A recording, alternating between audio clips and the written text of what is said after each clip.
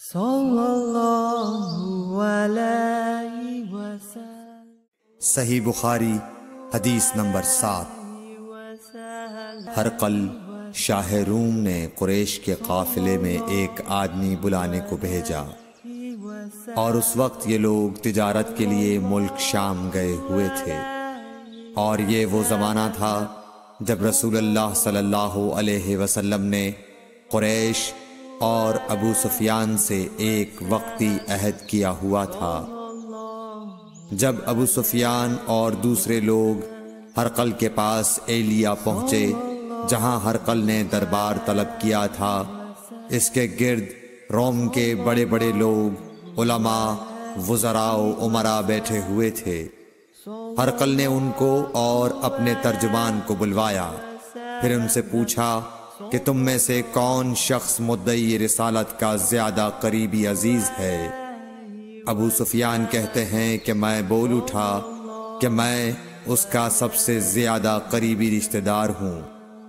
یہ سن کر ہرقل نے حکم دیا کہ اس ابو سفیان کو میرے قریب لا کر بٹھاؤ، اور اس کے ساتھیوں کو اس کی پیٹھ کے پیچھے بٹھا دو۔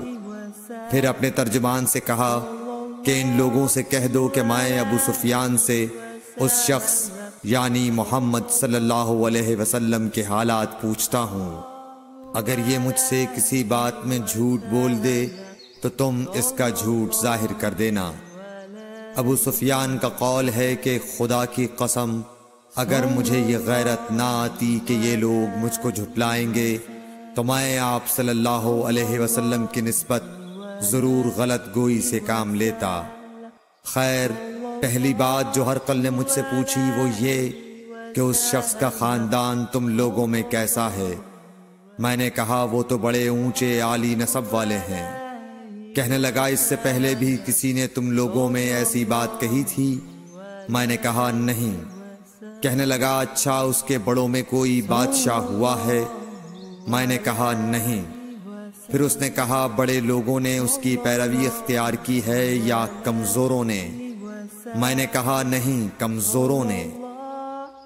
پھر کہنے لگا اس کے تابعدار روز بڑھتے جاتے ہیں یا کوئی ساتھی پھر بھی جاتا ہے؟ میں نے کہا نہیں۔ کہنے لگا کیا اپنے اس دعوی نبوت سے پہلے کبھی کسی بھی موقع پر اس نے جھوٹ بولا ہے؟ میں نے کہا نہیں، اور اب ہماری اس سے صلح کی ایک مقررہ مدت ٹھہری ہوئی ہے، معلوم نہیں وہ اس میں کیا کرنے والا ہے۔ ابو سفیان کہتے ہیں میں اس بات کے سوا اور کوئی جھوٹ اس گفتگو میں شامل نہ کر سکا۔ ہرقل نے کہا کیا تمہاری اس سے کبھی لڑائی بھی ہوئی ہے؟ ہم نے کہا کہ ہاں۔ بولا پھر تمہاری اور اس کی جنگ کا کیا حال ہوتا ہے؟ میں نے کہا لڑائی ڈول کی طرح ہے، کبھی وہ ہم سے میدان جنگ جیت لیتے ہیں اور کبھی ہم ان سے جیت لیتے ہیں۔ ہرقل نے پوچھا وہ تمہیں کس بات کا حکم دیتا ہے؟ میں نے کہا وہ کہتا ہے کہ صرف ایک اللہ ہی کی عبادت کرو، اس کا کسی کو شریک نہ بناؤ، اور اپنے باپ دادا کی شرک کی باتیں چھوڑ دو، اور ہمیں نماز پڑھنے، سچ بولنے، پرہیزگاری اور صلہ رحمی کا حکم دیتا ہے۔ یہ سب سن کر پھر ہرقل نے اپنے ترجمان سے کہا کہ ابو سفیان سے کہہ دے کہ میں نے تم سے اس کا نسب پوچھا تو تم نے کہا کہ وہ ہم سے عالی نسب ہے، اور پیغمبر اپنی قوم میں عالی نسب ہی بھیجے جایا کرتے ہیں۔ میں نے تم سے پوچھا کہ دعوی نبوت کی یہ بات تمہارے اندر اس سے پہلے کسی اور نے بھی کہی تھی؟ تو تم نے جواب دیا کہ نہیں۔ تب میں نے اپنے دل میں کہا کہ اگر یہ بات اس سے پہلے کسی اور نے کہی ہوتی تو میں سمجھتا کہ اس شخص نے بھی اسی بات کی تقلید کی ہے جو پہلے کہی جا چکی ہے۔ میں نے تم سے پوچھا کہ اس کے بڑوں میں کوئی بادشاہ بھی گزرا ہے؟ تو تم نے کہا کہ نہیں۔ تو میں نے دل میں کہا کہ ان کے بزرگوں میں سے کوئی بادشاہ ہوا ہوگا تو کہہ دوں گا کہ وہ شخص اس بہانے اپنے آباء و اجداد کی بادشاہت اور ان کا ملک دوبارہ حاصل کرنا چاہتا ہے۔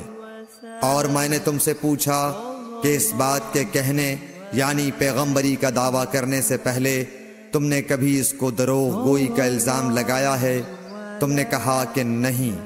تو میں نے سمجھ لیا کہ جو شخص آدمیوں کے ساتھ دروغ گوئی سے بچے وہ اللہ کے بارے میں کیسے جھوٹی بات کہہ سکتا ہے۔ اور میں نے تم سے پوچھا کہ بڑے لوگ اس کے پیرو ہوتے ہیں یا کمزور آدمی؟ تم نے کہا کمزوروں نے اس کی اتباع کی ہے، تو دراصل یہی لوگ پیغمبروں کے متبعین ہوتے ہیں۔ اور میں نے تم سے پوچھا کہ اس کے ساتھی بڑھ رہے ہیں یا کم ہو رہے ہیں؟ تم نے کہا کہ وہ بڑھ رہے ہیں، اور ایمان کی کیفیت یہی ہوتی ہے حتیٰ کہ وہ کامل ہو جاتا ہے۔ اور میں نے تم سے پوچھا کہ آیا کوئی شخص اس کے دین سے ناخوش ہو کر مرتد بھی ہو جاتا ہے؟ تم نے کہا نہیں۔ تو ایمان کی خاصیت بھی یہی ہے، جن کے دلوں میں اس کی مسرت رچ بس جائے وہ اس سے لوٹا نہیں کرتے۔ اور میں نے تم سے پوچھا کہ آیا وہ کبھی عہد شکنی کرتے ہیں؟ تم نے کہا نہیں۔ پیغمبروں کا یہی حال ہوتا ہے، وہ عہد کی خلاف ورزی نہیں کرتے۔ اور میں نے تم سے کہا کہ وہ تم سے کس چیز کے لیے کہتے ہیں؟ تم نے کہا کہ وہ ہمیں حکم دیتے ہیں کہ اللہ کی عبادت کرو، اس کے ساتھ کسی کو شریک نہ ٹھہراؤ، اور تمہیں بتوں کی پرستش سے روکتے ہیں، سچ بولنے اور پرہیزگاری کا حکم دیتے ہیں۔ لہٰذا اگر یہ باتیں جو تم کہہ رہے ہو سچ ہیں تو ان قریب وہ اس جگہ کا مالک ہو جائے گا کہ جہاں میرے یہ دونوں پاؤں ہیں۔ مجھے معلوم تھا کہ وہ پیغمبر آنے والا ہے، مگر مجھے یہ معلوم نہیں تھا کہ وہ تمہارے اندر ہوگا۔ اگر میں جانتا کہ اس تک پہنچ سکوں گا تو اس سے ملنے کے لیے ہر تکلیف گوارا کرتا۔ اگر میں اس کے پاس ہوتا تو اس کے پاؤں دھوتا۔ ہرقل نے رسول اللہ صلی اللہ علیہ وسلم کا وہ خط منگایا جو آپ نے وحیہ کلبی رضی اللہ تعالیٰ عنہ کے ذریعے حاکم بصرہ کے پاس بھیجا تھا، اور اس نے وہ ہرقل کے پاس بھیج دیا تھا۔ پھر اس کو پڑھا تو اس میں لکھا تھا، اللہ کے نام کے ساتھ جو نہایت مہربان اور رحم والا ہے۔ اللہ کے بندے اور اس کے پیغمبر محمد صلی اللہ علیہ وسلم کی طرف سے یہ خط ہے شاہ روم کے لیے۔ اس شخص پر سلام ہو جو ہدایت کی پیروی کرے۔ اس کے بعد میں آپ کے سامنے دعوت اسلام پیش کرتا ہوں۔ اگر آپ اسلام لے آئیں گے تو دین و دنیا میں سلامتی نصیب ہوگی، اللہ آپ کو دوہرا ثواب دے گا۔ اور اگر آپ میری دعوت سے روگردانی کریں گے تو آپ کی رعایا کا گناہ بھی آپ ہی پر ہوگا۔ اور اے اہل کتاب، ایک ایسی بات پر آ جاؤ جو ہمارے اور تمہارے درمیان یکساں ہے، وہ یہ کہ ہم اللہ کے سوا کسی کی عبادت نہ کریں اور کسی کو اس کا شریک نہ ٹھہرائیں، اور نہ ہم میں سے کوئی کسی کو خدا کے سوا اپنا رب بنائے۔ پھر اگر وہ اہل کتاب اس کتاب سے منہ پھیر لیں تو مسلمانوں، تم ان سے کہہ دو کہ تم مانو یا نہ مانو، ہم ایک خدا کے اطاعت گزار ہیں۔ ابو سفیان کہتے ہیں، جب ہرقل نے جو کچھ کہنا تھا کہہ دیا اور خط پڑھ کر فارغ ہوا تو اس کے ارد گرد بہت شور و غوغا ہوا، بہت سی آوازیں اٹھیں اور ہمیں باہر نکال دیا گیا۔ تب میں نے اپنے ساتھیوں سے کہا کہ ابو کبشہ کے بیٹے حضرت صلی اللہ علیہ وسلم کا معاملہ تو بہت بڑھ گیا۔ دیکھو تو اس سے بنی اصفر روم کا بادشاہ بھی ڈرتا ہے۔ مجھے اس وقت سے اس بات کا یقین ہو گیا کہ حضور صلی اللہ علیہ وسلم ان قریب غالب ہو کر رہیں گے، حتیٰ کہ اللہ نے مجھے مسلمان کر دیا۔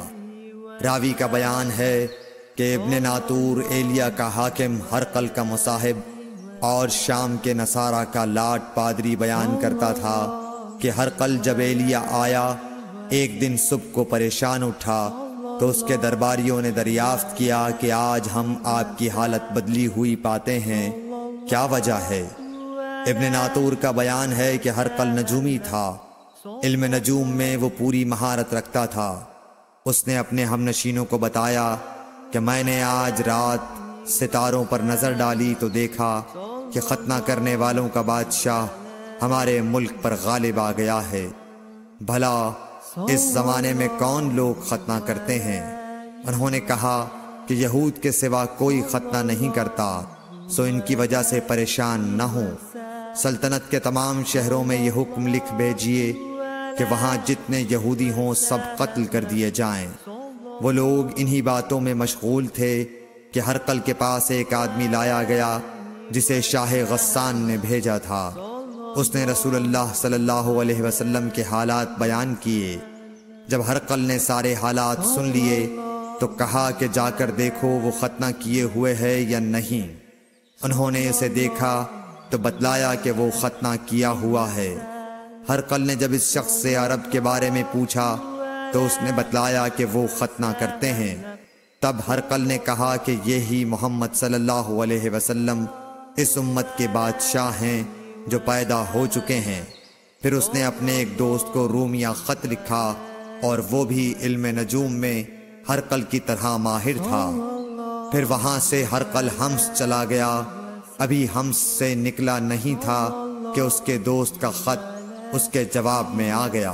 اس کی رائے بھی حضور صلی اللہ علیہ وسلم کے ظہور کے بارے میں ہرقل کے موافق تھی کہ محمد صلی اللہ علیہ وسلم واقعی پیغمبر ہیں۔ اس کے بعد ہرقل نے روم کے بڑے آدمیوں کو اپنے حمص کے محل میں طلب کیا اور اس کے حکم سے محل کے دروازے بند کر لیے گئے۔ پھر وہ اپنے خاص محل سے باہر آیا اور کہا، اے روم والو، کیا ہدایت اور کامیابی میں کچھ حصہ تمہارے لیے بھی ہے؟ اگر تم اپنی سلطنت کی بقا چاہتے ہو تو پھر اس نبی صلی اللہ علیہ وسلم کی بیعت کر لو اور مسلمان ہو جاؤ۔ یہ سننا تھا کہ پھر لوگ وحشی گدھوں کی طرح دروازوں کی طرف دوڑے مگر انہیں بند پایا۔ آخر جب ہرقل نے اس بات سے ان کی یہ نفرت دیکھی اور ان کے ایمان لانے سے مایوس ہو گیا تو کہنے لگا کہ ان لوگوں کو میرے پاس لاؤ۔ جب وہ دوبارہ آئے تو اس نے کہا، میں نے جو بات کہی تھی اس سے تمہاری دینی پختگی کی آزمائش مقصود تھی، سو وہ میں نے دیکھ لی۔ تب یہ بات سن کر وہ سب کے سب اس کے سامنے سجدے میں گر پڑے اور اس سے خوش ہو گئے۔ بالآخر ہرقل کی آخری حالت یہی رہی۔ اللہ